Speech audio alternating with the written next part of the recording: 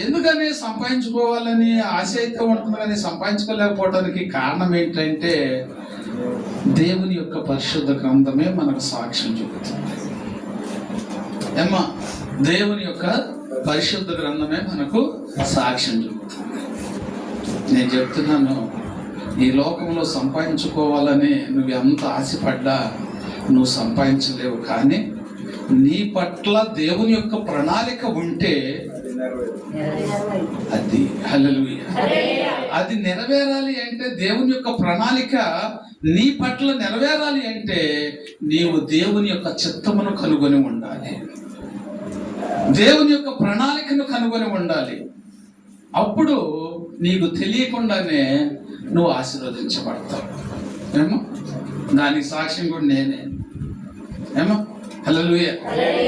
నేను నా జీవితంలో అయితే ఇప్పుడు సాక్ష్యం చెబుదామని నేను ఆశించలేదు, కానీ పరిశుద్ధాత్మ దేవుడు నన్ను గర్తిస్తున్నాడు. మరి లోకానుసారంగా తిరిగేటప్పుడు ఒక మాటలో తేలి చెప్పాలంటే, నా అంత సన్నాసి రెండో ఓడిగాడు. హల్లెలూయా.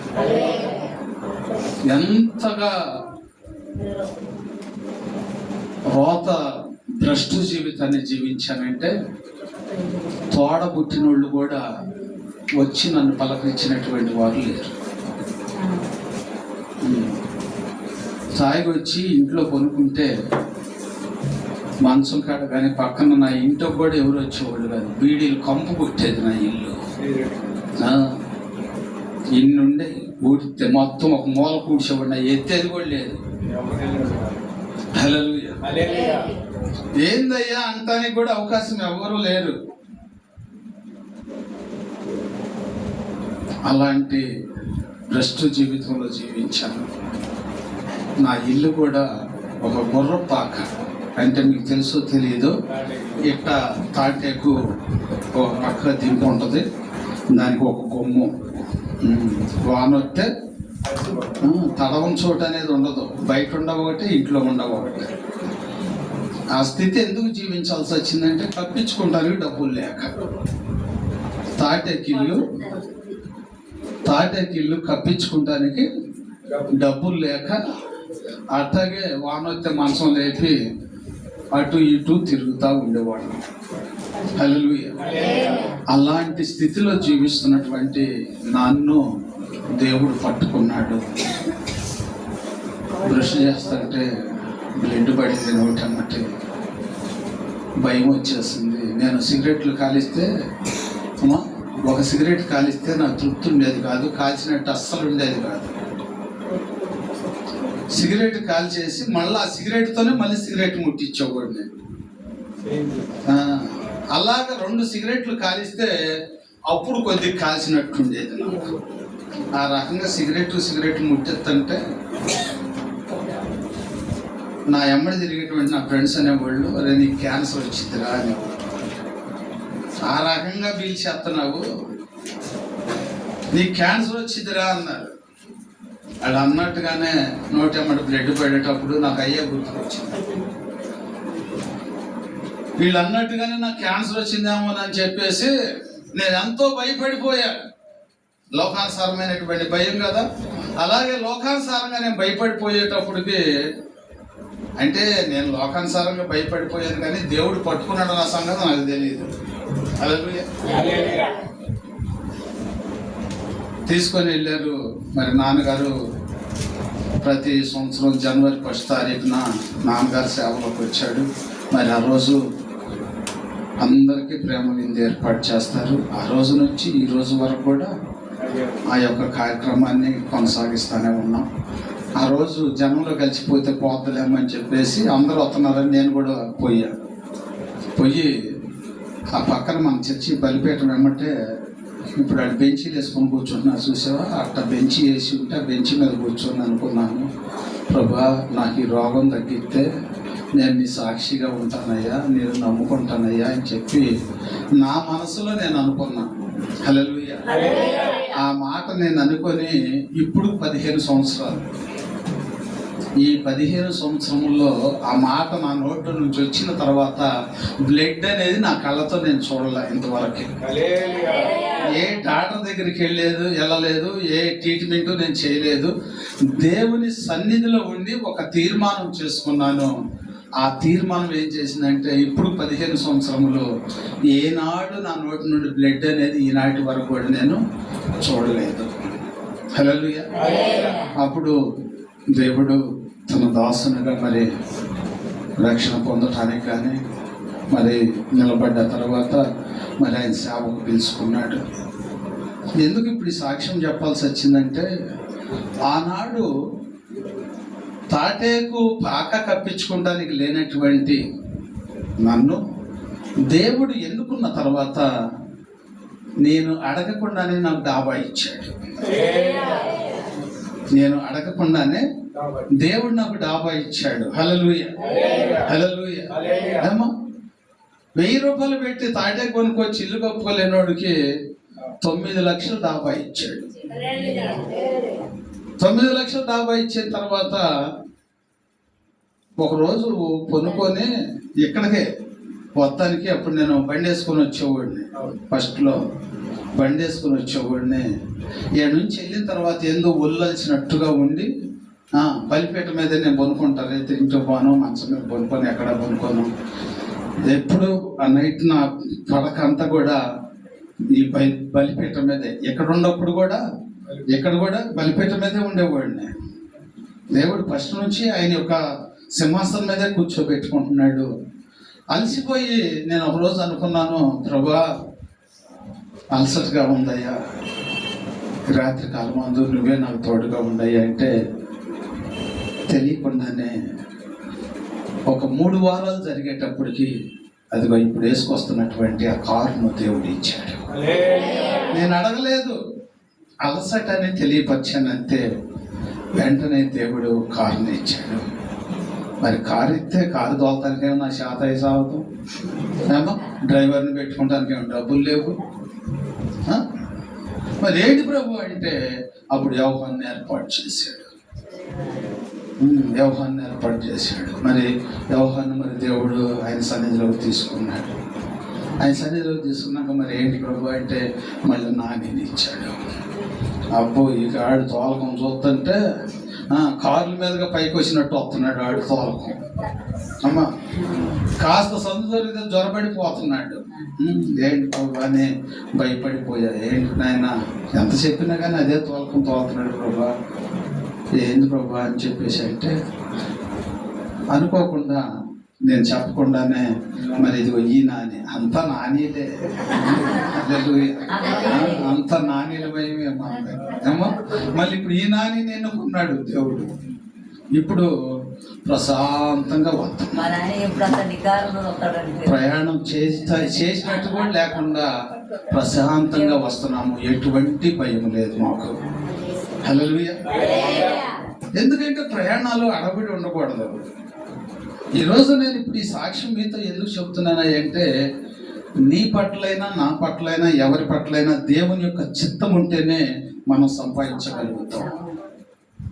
అందుకనే దేవుని యొక్క చిత్తం లేకుండా నువ్వు ఎంత ఆశపడ్డా ఎంత ఆలోచన చేసినా ఏమీ చేయలేవు. హల్లెలూయా. అందుకనే ఒక సాక్ష్యాన్ని దేవుడు మనం ముందు ఉంచుతున్నాడు. ఈ రాత్రి కాలం అంతా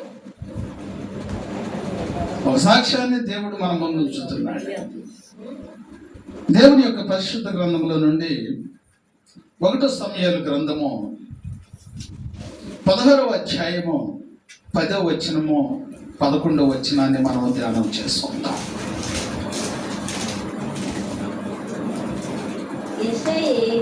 యెషయి తన 7 కుమారులను సమూయేలు ఎదుటకు పిలువగా సమూయేలు యెహోవా వీరిని కోరుకొనలేదని చెప్పి నీ కుమారులందరూ ఇక్కడ ఉన్నారా యెషయాని అడగగా అతడు ఇంకను కడసరి వాడు ఉన్నాడు, అయితే వాడు గొర్రెలను కాయుచున్నాడని చెప్పాను. అందుకు సమూయేలు వానిని పిలవనంపించుము, వానిని పిలవనంపించుము, అతడు ఇక్కడికి వచ్చు వరకు కూర్చుందమని యెషయాతో చెప్పగా వానిని పిలవనంపించి లోపలికి తోడుకొని వచ్చెను. ఎర్రని వాడెను. హల్లెలూయా, హల్లెలూయా. ప్రభునందు దేవుని బిడ్డలారా, ఇప్పుడు ఈ చదవబడినటువంటి వాక్యములో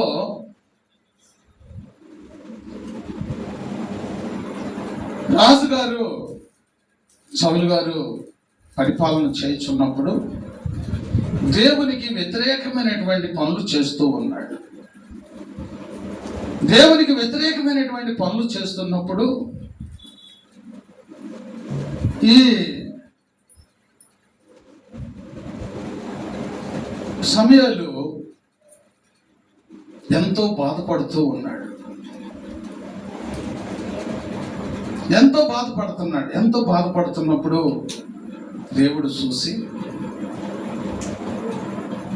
సమయాలతో మాట్లాడాడు.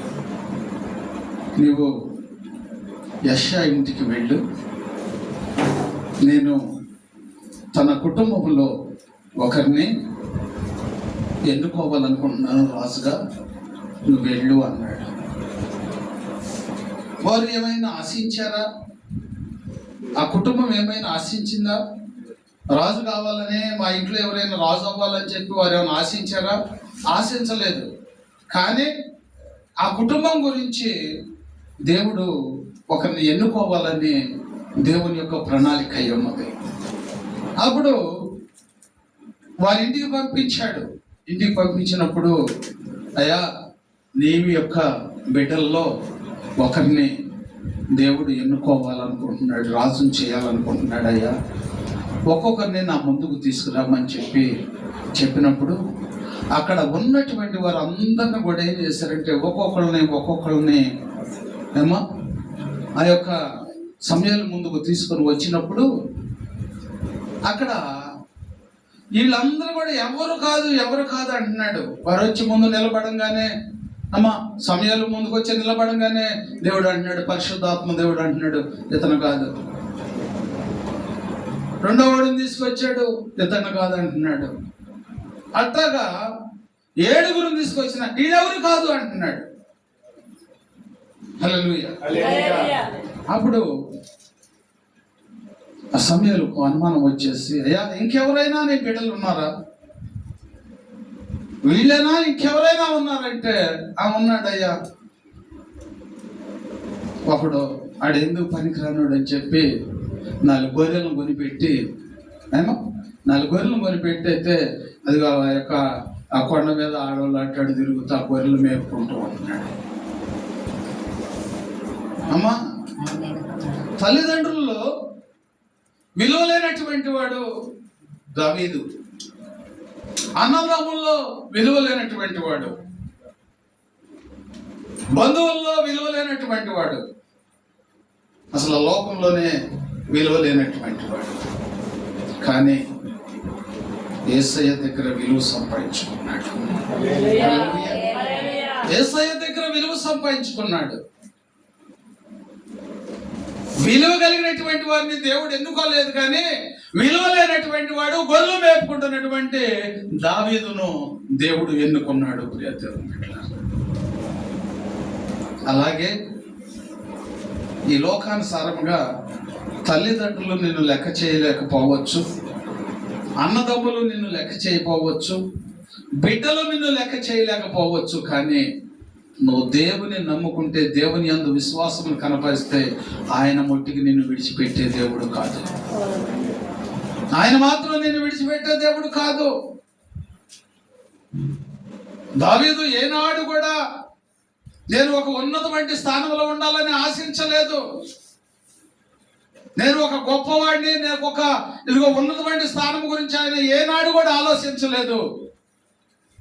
దావీదు యొక్క ఆలోచన, తలంపు, ఆశ ఏమై ఉన్నదంటే,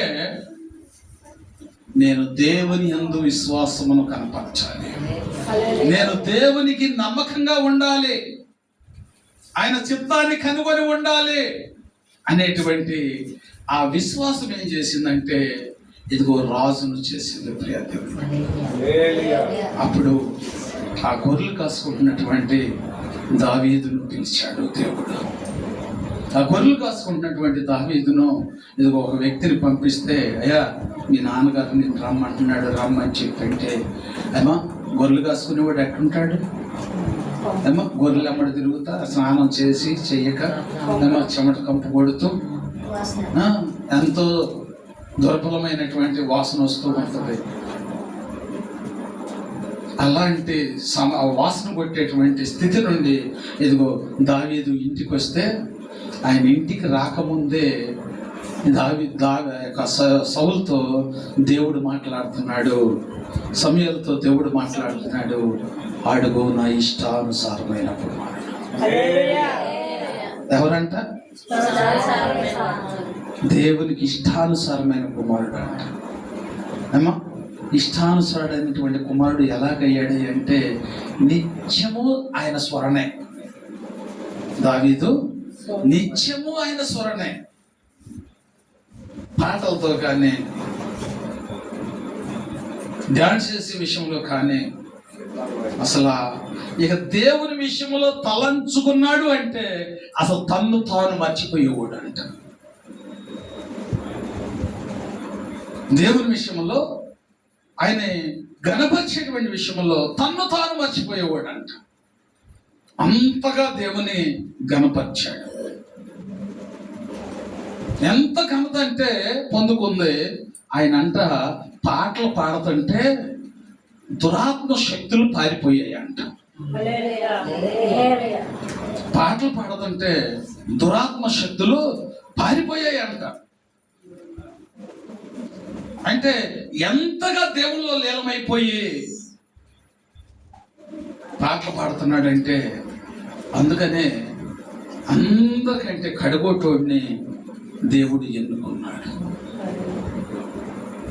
అడుగు నా ఇష్టానుసారమైనటువంటి కుమారుడు అని చెప్పినప్పుడు అప్పుడు ఆ సమయంలో ఏం చేశాడంటే తైలపు కొమ్ము తీసుకొని అభిషేకించాడు. ఎప్పుడైతే ఆ తైలపు కొమ్ము తీసుకొని దావీదును అభిషేకించిన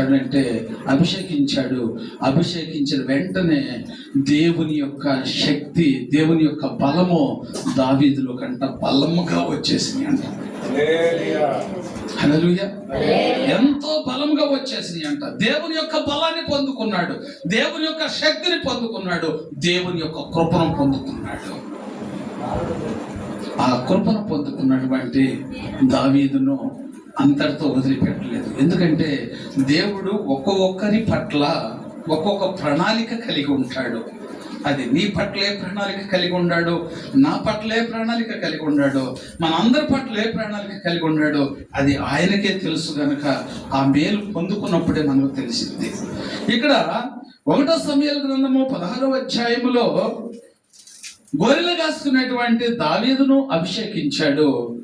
అలాగే 2 సమూయేలు గ్రంథము 5వ అధ్యాయము 3-4 వచనాల్లోకి వచ్చేటప్పటికి ఇశ్రాయేలీల పెద్దలందరూ హెబ్రోనులో రాజు వద్దకు రాగా రాజైన దావీదు వారితో నిబంధన చేసెను. ఇశ్రాయేలీల వారి మీద రాజు అగుటకై దావీదునకు పట్టాభిషేకం చేసిరి. హల్లెలూయా, హల్లెలూయా. ఏమా ఈ లోకానుసారంగా మనం ఎంతో సంపాదించాలనుకుంటే మనం సంపాదించలేము, కానీ దేవుని యొక్క చిత్తమై ఉంటే మనం ఎంతైనా సంపాదించగలుగుతాం. ఏడో గొర్రెలు కాసుకుంటున్నటువంటి దావీదు 1 సమూయేలు గ్రంథంలో చూస్తేనే గొర్రెలు కాసుకుంటున్నాడు. 2 సమూయేలు గ్రంథంలోకి వచ్చేటప్పటికి రాజు అయిపోయాడు. హల్లెలూయా. రాజు అయిపోయాడు. రాజు అవటానికి కారణం ఏంటి?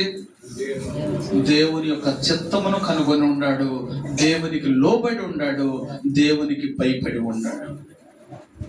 ఆయన యందు భయభక్తులు గల వారిని ఆశీర్వదిస్తాను అన్నాడు దేవుడు. అలాగే దావీదు దేవుని యందు భయభక్తులు కలిగి ఉన్నాడు కనుక దావీదును దేవుడు ఆశీర్వదించాడు. ఎక్కడో గొర్రెలు కాసుకునేటువంటి దావీదును రాజును చేశాడు. రాజును చేసి పట్టాభిషేకం చేశారు. హల్లెలూయా, హల్లెలూయా. ఎంత ఘనత వచ్చిందో తెలుసా? అందుకనే పనికి మాలిన వారిని దేవుడు ఎన్నుకుంటాడు. గొప్ప గొప్ప వారిని దేవుడు ఎన్నుకోలేదు. దేవుడు తన లేఖనము ద్వారా తెలియపరుస్తున్నాడు. పెంట కుప్పల మీద ఉన్నటువంటి వారిని దేవుడు లేవనెత్తుతానంటున్నాడు.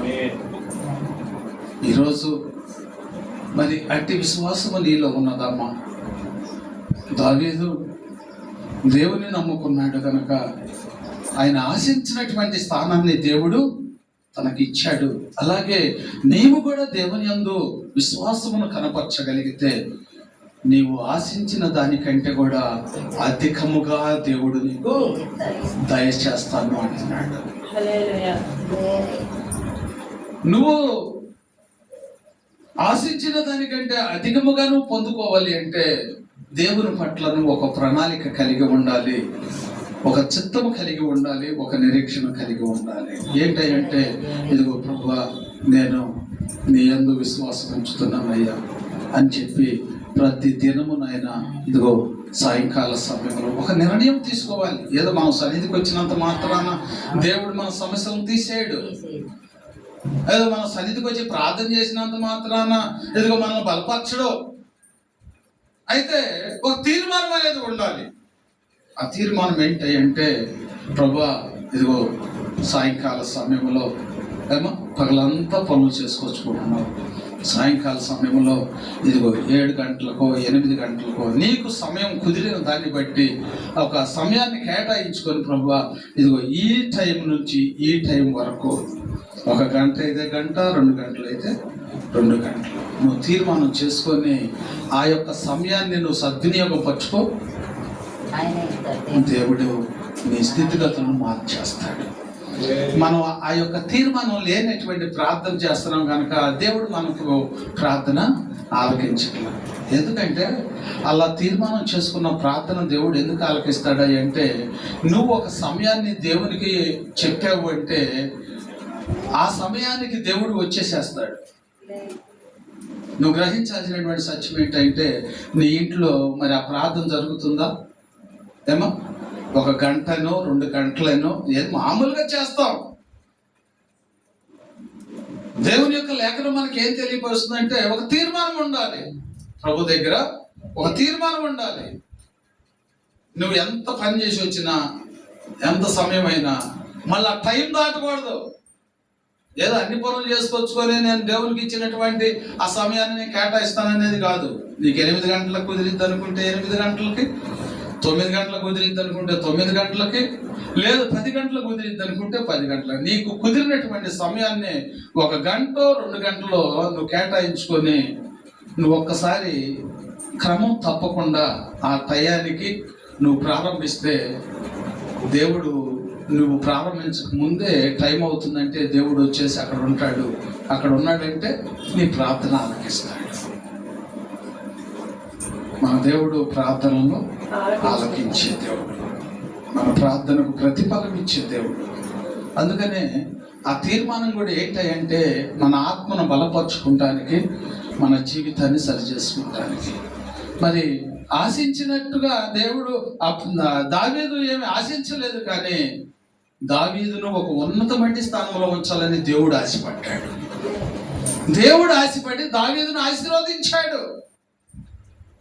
ఆశీర్వాదము పొందుకున్నప్పటికైనా కానీ సరే దావీదు దేవుని యందు విశ్వాసమును వీడలేదు.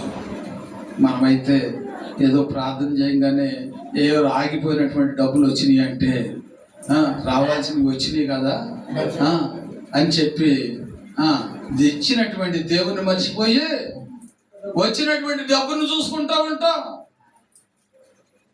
హల్లెలూయా. అలాంటి జీవితం మనం జీవించకూడదు.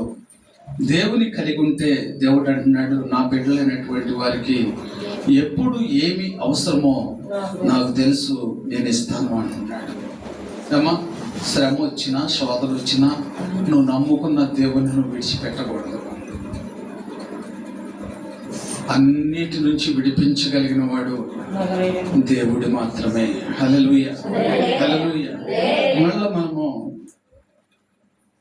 విలువలేనటువంటి వారికి విలువనివ్వటమే దేవుని యొక్క చిత్తం. అంటే విలువ లేకపోయినప్పటికైనా వారు ఏం చేస్తారంటే తగ్గింపు స్వభావం ఉంటుంది. ఉన్నటువంటి వాళ్ళు ఏముండిద్ది? గర్వం ఉండిద్ది. లేనటువంటి వాళ్ళు ఏముండిద్ది? తగ్గింపు స్వభావం ఉండిద్ది. అక్కడ కడుగుటోడికి ఏర్పరచుకున్నాడు దేవుడు. ఇక్కడ ఆది కాండము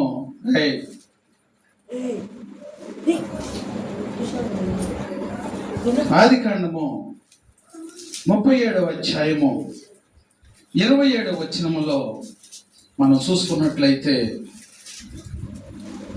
యోసేపు గురించి దేవుడు మనతో మాట్లాడుతున్నాడు. ఇక్కడ యోసేపు కూడా కడుగొట్టోడే, కానీ దేవుని యందు ఈయన కూడా ఎంతో విశ్వాసం కలిగినటువంటి వాడు. అంటే దావీదేమో దేవుని యందు విశ్వాసం ఉంచాడు, ఈయన కూడా దేవుని యందు విశ్వాసం ఉంచాడు. కానీ మరి అన్నల చేత కొట్టబడి చంపేయటానికి కూడా చెదపడ్డప్పటికీ ఎవ్వరి మీద కూడా కక్ష పెట్టుకోలేదు. అర్థమవుతుందా? ఎవరి మీద కూడా కక్ష పెట్టుకోలేదు. వారిని ప్రేమించాడు కానీ ఏనాడు కూడా ఇదిగో వారిని దూషించలేదు. హల్లెలూయా. సరే, చంపేయాలని చూశారు, వర్తకులకు అమ్మేయాలని చూశాడు, అమ్మేశారు, వారు తీసుకుని వెళ్ళిపోయారు. అయినప్పటికీ వారి మీద విశ్వాసం కలిగి ఉన్నాడు, అన్నల మీద. అందుకనే ఇక్కడ ఆది కాండము 37 అధ్యాయము 27వ వచనంలోకి వచ్చేటప్పటికి అన్నల చేత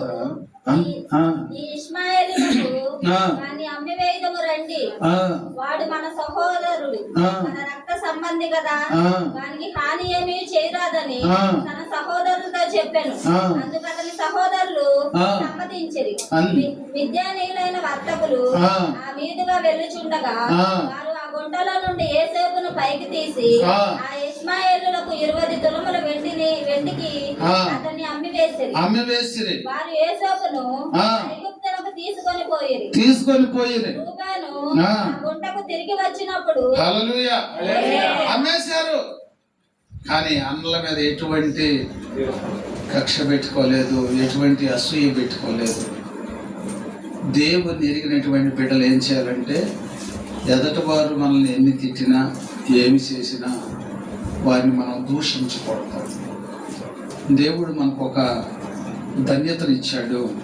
ఆ ధన్యత ఏంటంటే ప్రార్థన.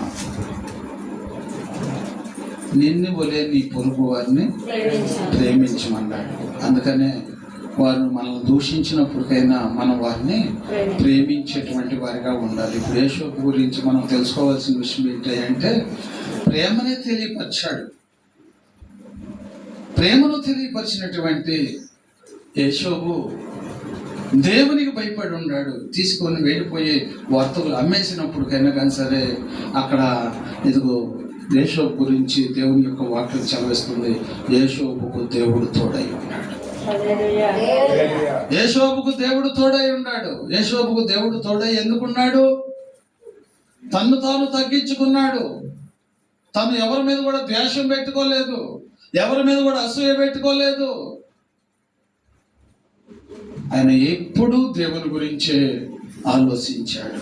అందుకనే ఆలోచించినటువంటి ఆ యోసేపును దేవుడు ఏం చేశాడు అంటే అదే ఆది కాండము 41వ అధ్యాయము 41వ వచనంలోకి వచ్చేటప్పటికి ఒక ఆర్థిక ప్రధానమంత్రి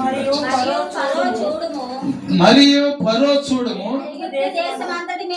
ఐగుప్తి దేశమంతటి మీద ఉన్నానని యోసేపుతో చెప్పాను. నిన్ను నియమించి ఉన్నానని యోసేపుతో చెప్పాను. మరియు ఫరో ఆ, తన చేతినున్న తన ఉంగరము తీసి తన చేతినున్న ఉంగరమును తీసి యోసేపు చేతిని పెట్టి యోసేపు చేతికి పెట్టి సన్నపు నారబట్టలు అతనికి తొడిగించి సన్నపు నారబట్టలు తొడిగించి మెడకు బంగారు గొలుసు వేసి అతని మెడకు బంగారపు గొలుసును వేసి రెండవ రథం మీద అతన్ని తన ఎక్కించాడు. రెండవ రథం మీద అతన్ని ఎక్కించాడు. హల్లెలూయా, హల్లెలూయా. ఇక్కడ అక్కడేమో అన్నల దగ్గర ఏమో బంధువుల దగ్గర తండ్రి దగ్గర దావీదుకు విలువ లేదు. అలాగే ఇప్పుడు ఎక్కడ వచ్చేటప్పుడు అన్నల దగ్గర యోసేపుకు విలువ లేదు. కానీ దేవుని దృష్టిలో విలువను సంపాదించుకున్నాడు. ఈరోజు దేవుడు నీకు నాకు హెచ్చరిస్తుంది ఏంటంటే, ఇదిగో దావీదు సంపాదించుకున్నట్లుగా యోసేపు సంపాదించుకున్నట్లుగా నీవు కూడా ఇదిగో దేవుని దగ్గర ఒక విలువైనటువంటి వ్యక్తిగా నువ్వు జీవించాలని దేవుడు కోరుకుంటున్నాడు. అనుకున్నాడా యోసేపు నేను ప్రధానమంత్రిని అవుతానని, రాజు తర్వాత రాజుగా ఉంటానని ఆశించాడా? ఆశించలేదు. మరి ఎందుకు చేశాడు ప్రధానమంత్రిని యోసేపును? దేవుని యొక్క చిత్తములో నమ్మకంగా ఉన్నాడు. దేవుని యొక్క ప్రణాళిక ప్రకారము జీవిస్తున్నాడు. నీవు కూడా దేవుని యొక్క ప్రణాళిక ప్రకారము జీవించినప్పుడు, దేవుని యొక్క చిత్తమును కనుగొన్నప్పుడు నీ జీవితాన్ని ధన్యకరంగా మార్చేయటానికి దేవుడు ఒక ప్రణాళిక కలిగి ఉంటాడు. ప్రియ దేవుడు, అట్టి ప్రణాళిక మనందరం కూడా కలిగి ఉండాలని దేవుడు ఎంతో ఆశిస్తున్నాడు, ఎంతో ఆశిస్తున్నాడు. దేవుని యొక్క చిత్తం అయితేనే మనం సంపాదించగలుగుతాం, కానీ దేవుని చిత్తము లేకుండా మనం ఏమీ సంపాదించలేమని దేవుని యొక్క పరిశుద్ధ గ్రంథము మనకు తెలియపరుస్తుంది. అందుకని పరిశుద్ధ గ్రంథాన్ని మనము ధ్యానం చేసేటువంటి వారమై ఉండాలి. దీనిలో కొన్ని కొన్ని సత్యాలు మనల్ని పట్టుకుంటాయి. హల్లెలూయా. అందుకనే మనము విలువ లేనటువంటి వారు, ఈ లోకానుసారముగా విలువ లేకపోవచ్చాము, కానీ ఈ లోకానుసారమైనటువంటి సంపద మనకు లేకపోవచ్చేమో, కానీ దేవుని యొక్క చిత్తములో నువ్వు ఉంటే ఇక్కడ ధనవంతుడివే, అక్కడ కూడా ధనవంతుడివే. హల్లెలూయా. ఈ లోకానుసారమైనటువంటి ధనవంతులను చూసుకుంటే, ఈ లోకానుసారమైనటువంటి ధనం ఏం చేసిందంటే ఇక్కడే ఉపయోగపడేది, కానీ అది పరలోకంలో ఉపయోగపడదు. ఇక్కడికి అక్కడికి తేడా ఏంటంటే, ఇక్కడ కొంతకాలమే ఉన్న ధనాన్ని మనం ఆస్తులు అంతస్తులైనా కానీ సరే కొంతకాలమే మనం ఉపయోగిస్తాం, కానీ మనకంటూ ఈ లోకాన్ని విడవలసినటువంటి ఒక దినం ఉన్నది. ఆ దినాన్ని మనము వదిలేసి వెళ్ళిపోవాల్సిందే సమస్తం. అదే యేసయ్యకు నమ్మకంగా ఉంటే అక్కడ నీకు ధనం సంపాదించుకుంటావు, ఇక్కడ ధనం సంపాదించుకుంటావు. దావీదు అదే ధనాన్ని సంపాదించుకున్నాడు, యోసేపు కూడా అదే ధనాన్ని సంపాదించుకున్నాడు.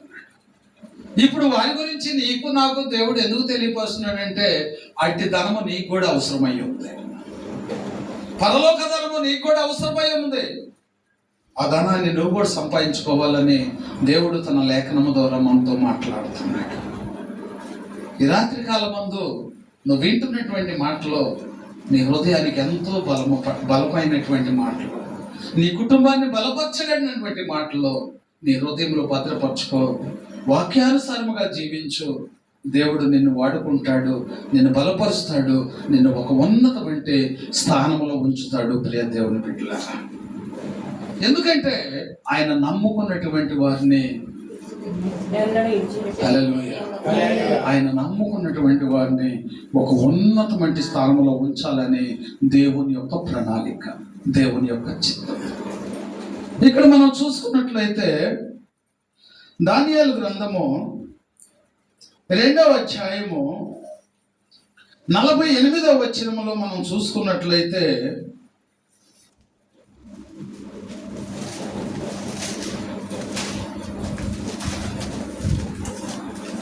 దానియేలు గ్రంథము 6వ అధ్యాయము 16వ వచనం.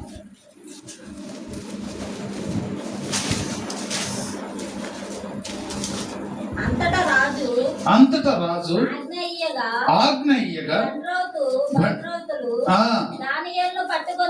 దానియేలును పట్టుకొని పోయి సింహముల గృహలో పడద్రోసిరి. పడదోసిరి.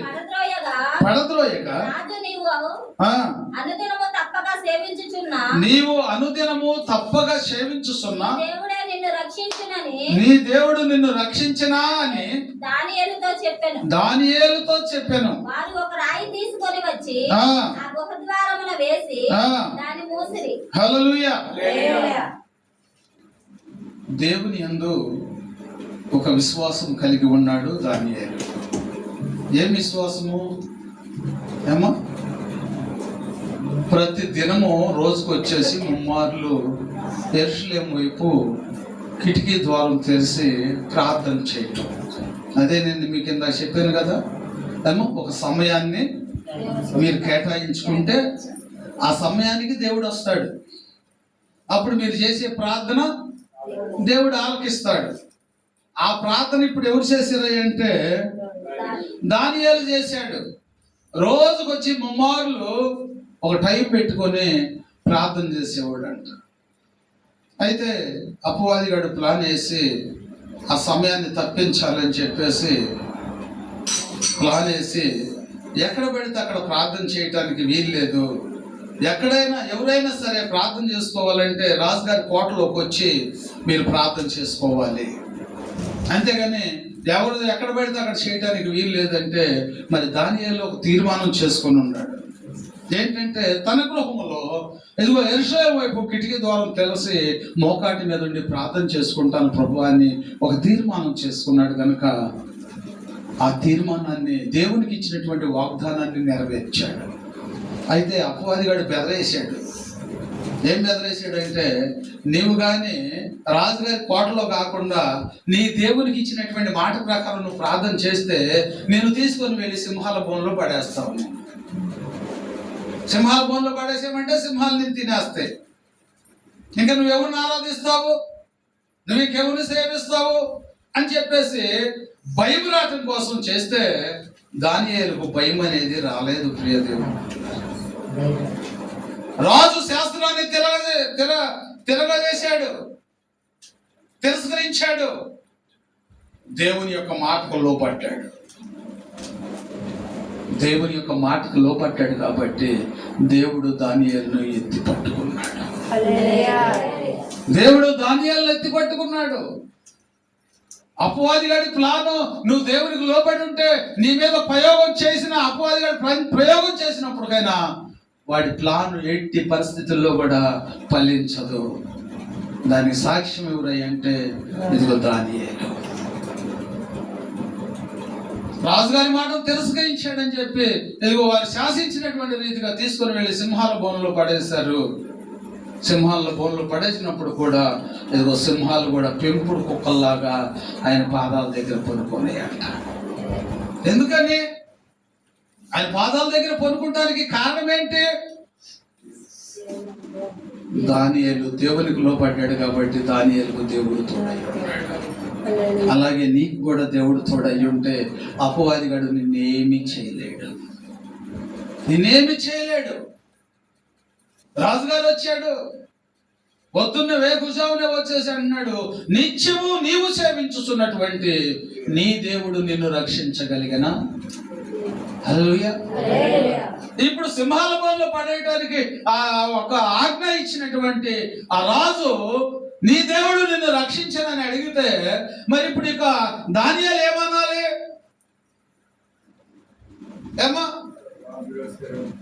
దానియేలు ఏమో శత్రువు కదా, వచ్చినప్పుడు మరి అన్నాడంటే ఏమనాలి? ఆయన లోకానుసారమైనటువంటి వాడు అయినట్లయితే ఏదేదో దూషణ మాటలు మాట్లాడాలి. అలాంటి సమయంలో కూడా ఇదిగో శత్రువు మీద కనికరము చూపిస్తున్నాడు. శత్రువు యొక్క మేలు కోరుకుంటున్నాడు. ఏమన్నాడు రాజునే? రాజు చిరకాలము జీవించునుగాక. శత్రువును దీవించాడు అంటే ఎవరిని కలిగి ఉన్నాడు? దేవుని కలిగి ఉన్నాడు. అన్ని శత్రువును కూడా నువ్వు అలాగే నువ్వు సంతోషంగా ఉండయి అంటున్నావా, లేకపోతే ఉమ్మూస్తున్నావా? ఉమ్మూసావంటే నువ్వు క్రైస్తవుడు కాదు, దూషించావంటే నువ్వు దేవుని బిడ్డవు కాదు. ఇలాంటి లక్షణాలు ఏమైనా ఉంటే నువ్వు మానేసే, సరి చేసుకో, నీ జీవితాన్ని సరి చేసుకో. దేవుడు తప్పకుండా నీ పట్ల కనికరమును చూపిస్తాడు. యేసయ్య దానియేలు పట్ల, దానియేలు ఇదిగో రాజు చిరకాలము జీవించునుగా అన్నాడు. ఎప్పుడైతే జీవించునుగా అన్నాడో, ఇదిగో దానియేలు గ్రంథము 2వ అధ్యాయము 48లోకి వచ్చేటప్పటికి అక్కడ ఇదిగో దానియేలును దేవుడు ఏం చేశాడంటే ప్రధాన మంత్రినిగా చేశాడు. ప్రియ దేవుడు, అప్పుడు రాజు దానియేలును బహుగా హెచ్చించి అనేక గొప్ప దానములు ఇచ్చి అతన్ని బబులోను సంస్థానం అంతటి మీద అధిపతిగాను బబులోను జ్ఞానులందరిలోను ప్రధానిగాను నియమించారు. హల్లెలూయా. ఏమయ్యాడు? దానియేలు ఒక ప్రధాని అయ్యాడు. ఇప్పుడు చెప్పండి, ప్రధాని అవటానికి కారణం ఏంటి? దానియేలు దేవుని కలిగి ఉన్నాడు, దేవుని యొక్క చిత్తమును కనుగొని ఉన్నాడు, దేవుని యొక్క ప్రణాళిక ప్రకారము జీవిస్తున్నాడు. కాబట్టి దానియేలును ఒక ఉన్నతమైన స్థానంలో ఉంచాడు. ఈరోజు నువ్వైనా నేనైనా, ఇదిగో మన బంధువులైనా, మన స్నేహితులైనా, మన బిడ్డలైనా, మన భర్త అయినా, మన భార్య అయినా కానీ సరే ఒక ఉన్నతమైన స్థానం ఉండాలంటే దేవునికి లోబడేటువంటి వారమై ఉండాలి. దేవుని యొక్క చిత్తానుసారంగా మనం జీవించేటువంటి వారమై ఉండాలి. దేవుని యొక్క దృష్టిలో నువ్వు ఉంటే ఒక గొప్ప స్థానంలో నిన్ను దేవుడు ఉంచుతాడు. ఈ లోకానుసారముగా నువ్వు దరిద్రుడు అవ్వచ్చామో కానీ, ఈ లోకానుసారముగా కూటికి లేనివాడు అవ్వచ్చామో కానీ, పరలోకములో నీ కొరకు తనము కూర్చుకుంటున్నామన్న సంగతి మర్చిపోబాక. ఇప్పుడు నీవు నా పేదవాడి అవ్వచ్చామో కానీ నీవు రేపు పరలోకములో రాజరికమును చేయబోతున్నావు నువ్వు. హల్లెలూయా, హల్లెలూయా. ఇక్కడ రాజరికము చేసినటువంటి వారు, దేవుని ఎరగనటువంటి వారు నిత్య నరకాగ్నిలోకి వెళ్ళి అయ్యో అయ్యో అయ్యో అయ్యో నన్ను రక్షించు, నన్ను రక్షించంటే రక్షించేటువంటి నాదుడు లేడు. ఆ నరకమును తప్పించుకోవాలంటే ఇదిగో నువ్వు దేవుని యందు విశ్వాసమును కనపరచాలి. దేవుని యందు నువ్వు విశ్వాసమును కనపరిస్తే ఆ దేవుడు నీకు తోడుగా ఉంటాడు. నీ జీవితాన్ని మార్చేస్తాడు, నీ తలంపులను మార్చేస్తాడు, నీ ఆలోచనలు మార్చేస్తాడు. ఒక ఉన్నతమైన స్థానంలో దేవుడు నిన్ను కూర్చోబెడతాడు. అంటే ఇప్పుడు ఈ లోకములో మనము ఉన్నతమైన వారం కావాలంటే ఏం చేయాలి? కష్టపడి పని చేయాలా? ఏమో కష్టపడి పని చేయటం కాదు, దేవునికి లోబడే మనసు ఉంటే ఆ దేవుడు నిన్ను ఒక ఉన్నతమైన స్థానంలో ఉంచుతాడు. ఈ రాత్రి కాలమందు దేవుడు తన వాక్యము ద్వారా మనల్ని హెచ్చరిస్తున్నాడు కనుక ఈ రాత్రి కాలమందు విత్తబడినటువంటి వాక్యము ద్వారా మన జీవితాలను సరిచేసుకోవాలి. దావీదుకు దేవుడు తోడై ఉన్నాడు, ఏమో యేషోబుకు దేవుడు తోడై ఉన్నాడు, దానియేలుకు దేవుడు తోడై ఉన్నాడు, మోషేకు కూడా దేవుడు తోడై ఉన్నాడు. మరి మనకు సమయం లేదు ఏమో. మరి ఆ యొక్క మోషే గురించి మనం చెప్పుకుంటానికి మరి మనకు సమయం లేదు, ఇప్పటికే చాలా సమయం అయింది. మరి దేవుడు మనకు అనుకూలంగా ఉంటే ఇంకొక సమయంలో మనము వాక్యాన్ని ధ్యానం చేసుకుందాం. మరి దేవునికి లోపడదాం. దేవుడు ఇచ్చేటువంటి ఆశీర్వాదం అయితే శాశ్వత కాలం ఉంటుంది. ఈ లోకానుసారమైనటువంటి ఆశీర్వాదం అయితే కొంతకాలమే ఉంటుంది. అందుకని రాత్రి కాలం ముందు నీకు శాశ్వతమైనటువంటి ఆశీర్వాదం కావాలా, కొంతకాలము ఈ లోకానుసారమైనటువంటి ఆశీర్వాదం కావాలా అంటే, ఈ లోకానుసారమైనటువంటి ఆశీర్వాదం అయితే ఇదిగో మనకు ఉపయోగపడదు, కానీ పరలోక సంబంధమైనటువంటి ఆశీర్వాదం అయితే శాశ్వత కాలం ఉంటుంది. ఆ ఆశీర్వాదములను పొందుకోవాలంటే దేవుని యందు భయభక్తులు కలిగి నువ్వు జీవించాలి. నువ్వు ఒక తీర్మానం కలిగి నువ్వు జీవించాలి. దేవునికి లోబడి ఉంటే దేవుడు నిన్ను ఒక ఉన్నతమైన స్థానంలో ఉంచుతాడు. ఈ రాత్రి కాలం మందు నీ జీవితాన్ని దేవునికి అప్పచెప్పుకో, దేవుని యొక్క చిత్తాన్ని కనుగొను, దేవునికి లోబడు. ప్రభువా, నీ చిత్తం ఏమయ్యున్నదో నా పట్ల, నా బిడ్డల పట్ల, నా కుటుంబం పట్లనే బలముగా ప్రార్థన చేసుకో. దేవుడు తప్పకుండా నిన్ను కనికరిస్తాడు, నీ పట్ల గొప్ప కార్యమును జరిగిస్తాడు. దేవుడి కొద్ది మాటలను ప్రభు మన వినికిడిలో దీవించి ఆశీర్వదించి మహిమ పొందును గాక. ఆగయ ప్రార్థన చేసుకుందాం. మమ్మలను మికిలిగా ప్రేమించిన మా ప్రియ పరలోకపు తండ్రి, పరిశుద్ధాత్మ దేవుడా, నీకు వందనాలు నాయనా. నీ యొక్క మహాకృపను బట్టి, నీ దయను బట్టి, నీ అనాథ సంకల్పమును బట్టి ప్రభా, నీ బిడ్డలైనటువంటి వారితో వాక్యము ద్వారా నువ్వు సూటిగా మాట్లాడావు ప్రభా, నీకు వందనాలు నాయనా. నీ చిత్తము లేకుండా ఈ లోకానుసారంగా చాలా మంది సంపాదించాలని సంపాదన ఆలోచనలో పడిపోయి ప్రభా, ఇదిగో లోకానుసారమైన ఆశల్లో పడిపోయి అనేకమైనటువంటి దౌర్భాగ్య స్థితిలోకి వెళ్ళిపోతున్నారు ప్రభా.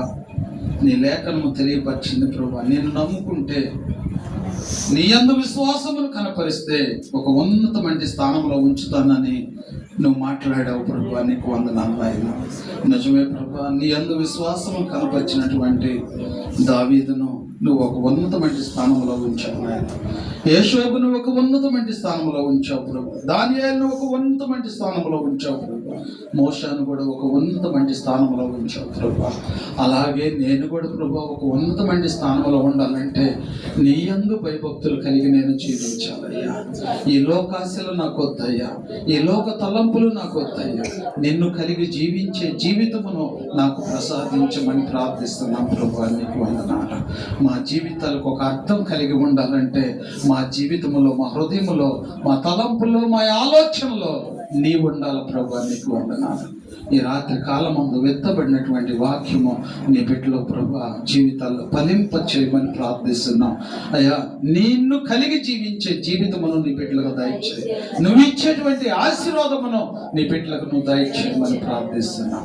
నీ బిడ్డల యొక్క ప్రార్థన ఆలకించి నీ యందు నమ్మకంగా జీవించే జీవితమును దయచేసి నీ రెక్కల కింద భద్రపరచి నీవే మహిమ, ఘనత, ప్రభావాలు పొందుకోమని క్రీస్తు నామములో అడుగుచున్నాము తండ్రి. ఆమేన్.